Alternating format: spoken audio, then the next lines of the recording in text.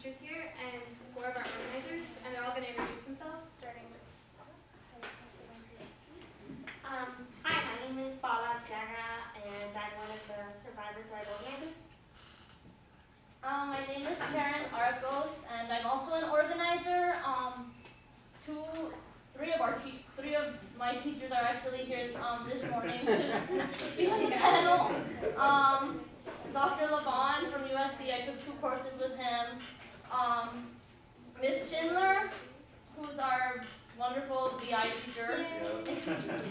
And Mr. Cristiani, who a couple of us had for high school math. All right. My name is Raymond, and the only teacher I actually had for a teacher was Mr. Cristiani for math. And I know Ms. Schindler by name, and that's pretty much it. I had Miss Berard.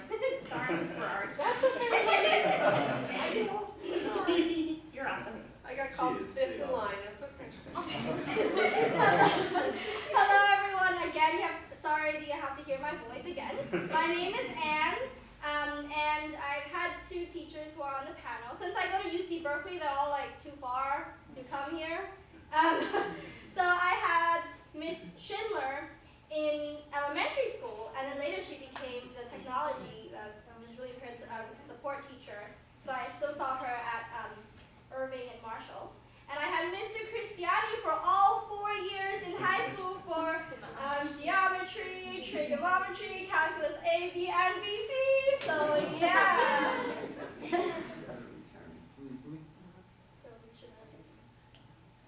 I'm Laura Schindler. I'm a teacher of the visually impaired, but I've stepped out of the classroom in the last 6 years, and I've been the technology coordinator for the program.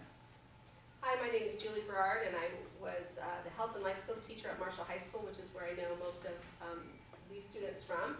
Hi, and I got displaced after 17 years, and I'm actually out in the valley now. My name is Emilio Cristiani. I'm actually an engineer, not a teacher. But this is after 20 years of working as an engineer. I became a high school math teacher as my retirement job, and I'm still here after a long, long time. Hi, my name is David Levon. I'm a professor at USC. I'm in the Department of Psychology. I'm not a clinical psychologist, so don't ask me to psychoanalyze. But basically, I'm interested in learning and memory, which is one of the major classes that I teach. I'm also interested in the brain and how it works.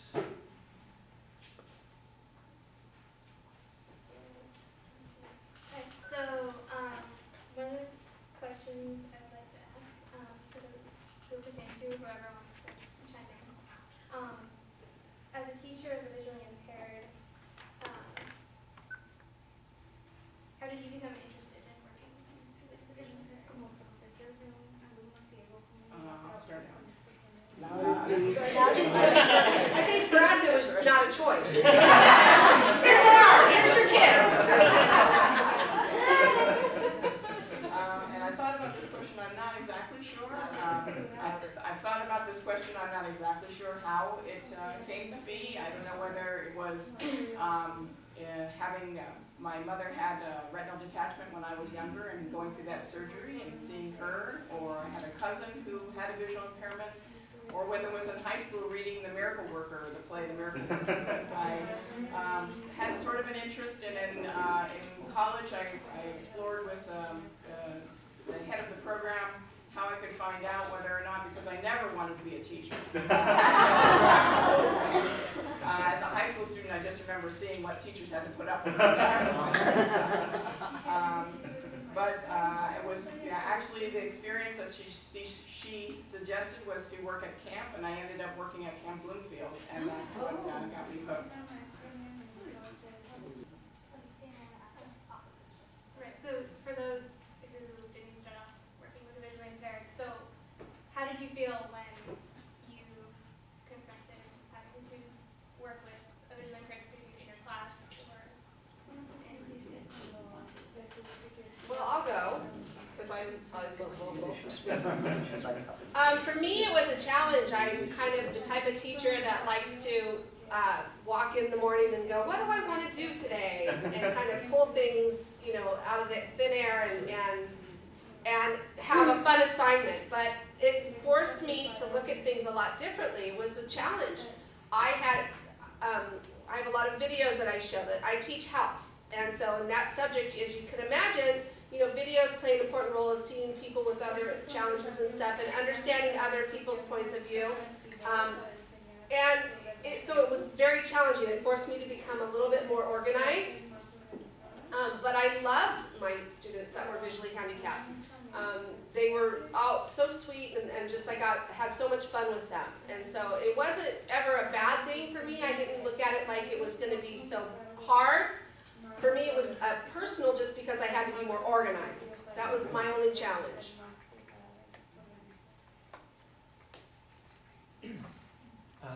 I became interested in working with the visually impaired, certainly as an afterthought.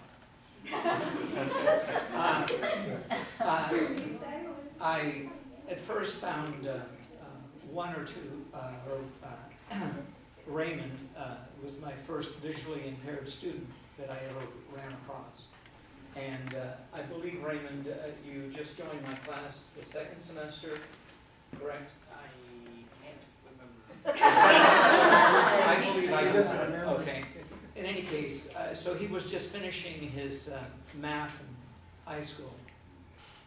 And it was a surprise to me to have visually impaired students, and or a visually impaired students. And we kind of finished the school year. So, as I said, there wasn't much thinking about it. We just survived the best we could. Afterwards, I believe it was the following year, I was notified that I would have 2 blind students in my beginning honors geometry class, and I had 0 preparation for that. So I became interested in it by working my way through, and it was really a rewarding experience. Perhaps one of the most rewarding experiences I've had in my life. Well, my experiences with blind people is pretty limited. I've only really had 2 blind students to deal with. One was a long, long time ago, and the other was Karen. So my introduction to her was through an email that she sent to me, first identifying herself as being blind. And the question is, what is my reaction? My reaction was, so? My second reaction was, well, what does that mean? And her email was quite extensive, explaining exactly what it meant. She wanted all kinds of documents and things from the class, which could have been a pain because she was asking for quite a bit. But fortunately, most of it was already readily available to the students anyway. So I just said, go to the website for the classroom, which is called Blackboard. And all the documents will be there. They're readily available. As far as the text material, we talked about the fact that she'd have the figures and that converted into a form that she could relate to.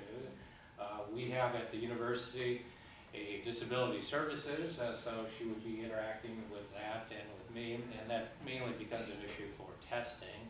And so that turned out to be actually not a good thing. They were not all that helpful. We did struggle the first semester getting them to coordinate just because of time constraints, and they were putting all kinds of unnecessary impediments in the way. The second semester, for the second course that we had, we just completely did without disability services. And they said, you know, here's the zip drive, or here's the USB thing. We just plugged it into her notebook, and she took the test that way. So quite an interesting experience. Just to add to that,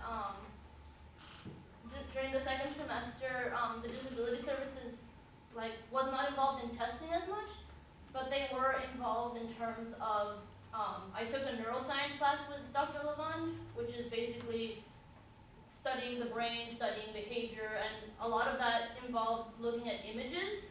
So the Disability Services Office was involved in terms of having the images sent to an alternative center to get them raised in Braille. It was about 600 plus figures of pictures of the brain that had to be transcribed for me. So in that way, they were involved. So it's a lot of communication. I guess to add on to Mr. Christiani's comment, as I said before, I'll reiterate, I've had him for 4 years. And I never thought I would have him for 4 years. I thought geometry, that is it. No calculus for me. Too visual, too scary, no. And then there's this little, I guess, kind of like, what do you call it? The all students take calculus. Oh yeah. To help us memorize the coordinates. The quadrants. So, yeah, the quadrants. And so he was like, you know, all students take calculus. It doesn't matter. You are a student, take calculus. And I'm like, okay, I guess. And that's how I ended up having him for 4 years. So I guess I didn't deter him or scare him off after the first year. It was just meant to be a, what is it? What's the proper name? An algorithm? Not an algorithm. Numeric? It's to help you remember. Oh, Right. mnemonic. I didn't mean for her to take it seriously. Oh, true.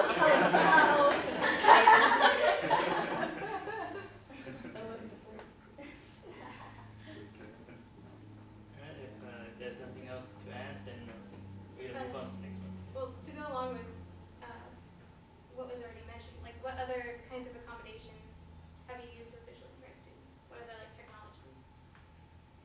For me, when I first started, the only really accommodations we had was, you know, getting the text and the texts in Braille. For the back then, I guess I'm sure it's come a lot farther, but it's really hard. It was really difficult. You know, if you can imagine talking about certain subjects or body parts, you know, you can't really provide visual aids or tactile aids. So it becomes very difficult. And it was frustrating, and it was really hard because I wanted them to have that connection, and it just didn't seem to always be there.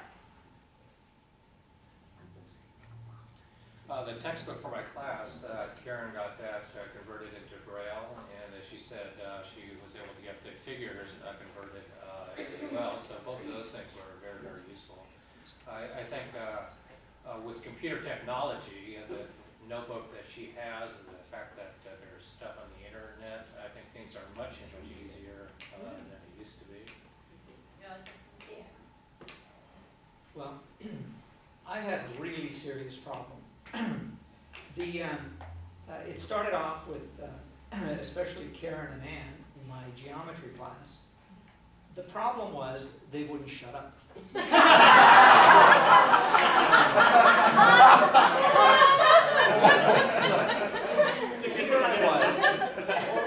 Trying to teach a class of 40 students, and I had these 2 girls in front, constantly asking me questions and correcting my algebra. Oh yeah. So I figured this isn't going to work. I'm not going to be able to go through all of the material for the year, okay? Because they're going to keep on asking questions, and I'm going to get stuck, and there's no way I'm going to do it. So my solution to the problem was to make videos for them. What I would do is every day that I presented, that I gave homework or presented work in the classroom, even before they came, I would do a scan of the problems that I gave to the students.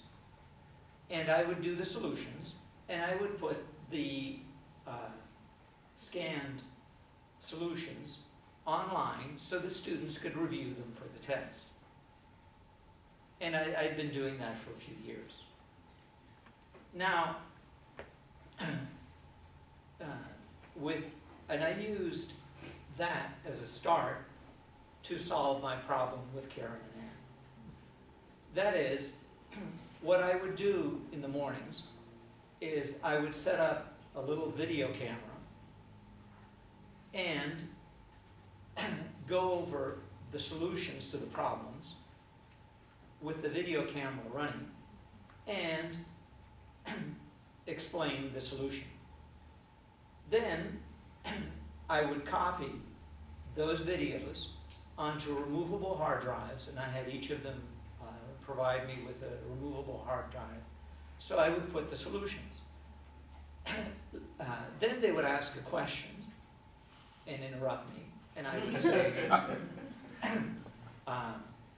please refer to the solution after class. And after class, or when they had time, they would listen to my explanation again and catch the parts which they didn't quite get. And furthermore, the reason I did videos rather than audio is if there was a part that was too complicated or they would get lost in, then a sighted person could assist them. Most of the time, the verbal solution, I think, was adequate, but if not, a sighted person could assist them. And that was the crux of how we got through 4 years of math. By the way, after getting both of them getting A's in the geometry class, which was very challenging for them, they both skipped Algebra 2, enrolled in my honors straight class, and then they went on from there. I'm still very, very proud of them.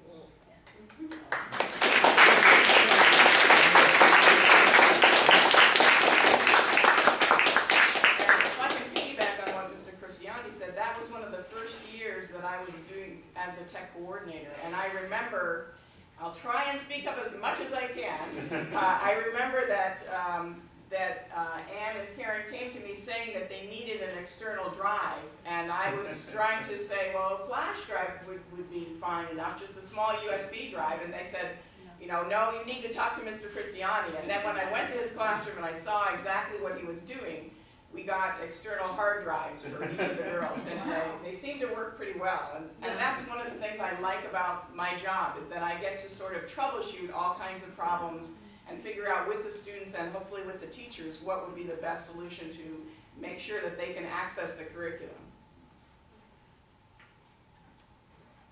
And on the students, like what kind of accommodations did you find most helpful or most impacting? Oh, for the students. For me, can we repeat the question? I'll repeat the question. Sorry. What kind of accommodations or technology did the organizers find the most helpful or the most impacting as a student? Well, like for me, like I know Ms. Berard said that a lot of the stuff was difficult to get brailled and stuff, and she was right. It was a longer process back then, but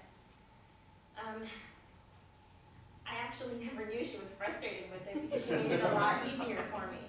A lot of times, certain things would be brailled in time, and while the rest of the students were working, she would sit with me and read me if we were doing an article or whatever we were doing, and so yeah, she made things a lot easier for me.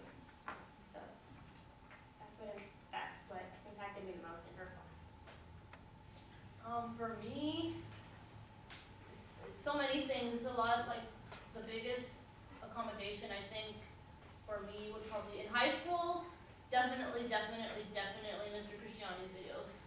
That was a plus because in math, you know, if you hear one number wrong, if there's a plus instead of a minus, a times instead of a divide sign, that throws you off completely. But having the video where I could listen to it, and my mom would like be a testament to that. She was a huge help in terms of looking at the video, the visual component of the video. So if there was a graph that he was explaining, she would explain it to me, and so having the like audio and visual aspect in the video was really helpful in high schools.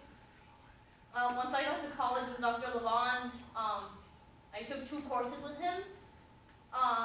During the first course in learning and memory, what helped me was a lot going to office hours. So when you get to college, teachers and professors have a time that they call office hours where you can go to them personally, like one-on-one, ask them your questions that you might have. And he was really big on answering my questions, any questions that I had, even if it was something visual, he would always try to find a way of explaining it to me. For one of the psychological, like the principles that we were learning, he took a piece of rubber. I can show it to you all later. I brought it with me if you're interested in feeling it. He took a piece of like leather and started gluing different sized pieces onto the longer piece of leather. So a lot of like tactile help in the class. And once I took neuroscience, he actually had a model of the brain that he showed me. Wow. So that was like really, really helpful. I always tell him that like most professors don't go out of their way that much, so I really, really appreciate that. Well, I can attest to most professors not going out of their way for that because that's my experience, sadly. I was very, very privileged, and more common term, I was very spoiled when I had Mr. Cristiani. When he gave me the videos and I could go home and listen to them 10 times and have Mr. Cristiani at home in a flash drive. But when I went to college, different story. I took Stats 2, which is Introduction to Statistics, which was also very visual. Although I submitted my textbook to the Disabled Students Program 6 weeks in advance, all the graphics made it very difficult, so they couldn't get it to me in time. I had no book. The professor I had no experience working with the visually impaired. And that semester, she had 2 students. The other student didn't speak much, so I don't know how much help the other student got. But I'm very vocal, so every time after lecture, I went to my professor's office hours and went on and on about, I don't understand this graph, I don't have this book. And at first there was a period of adjustment. She told me, I think it was during lecture one time, she was drawing a histogram on the board. And I had never spelt a histogram, and I don't have the book, so I don't know what a histogram really is.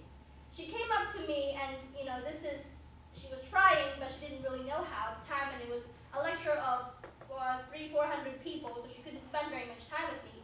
She came up to me and said, I want you to try to imagine the histogram. And then she had to leave. And I was thinking, I've never felt a histogram in my life. What is a histogram? What is the image I'm supposed to have in my head? And so I would go to her office every time after lecture. She kind of like Mr. Cristiani, jokingly, kind of got annoyed of me going to her office every Wednesday and Monday. And so she decided to talk to the Disabled Students Program and get me a private tutor because I didn't have the book and I didn't really understand the drawings in class because I didn't have it. But to make a point clear, Mr. Cristiani's videos were amazing, and I wish there were more Mr. Cristiani's, but that's not possible. So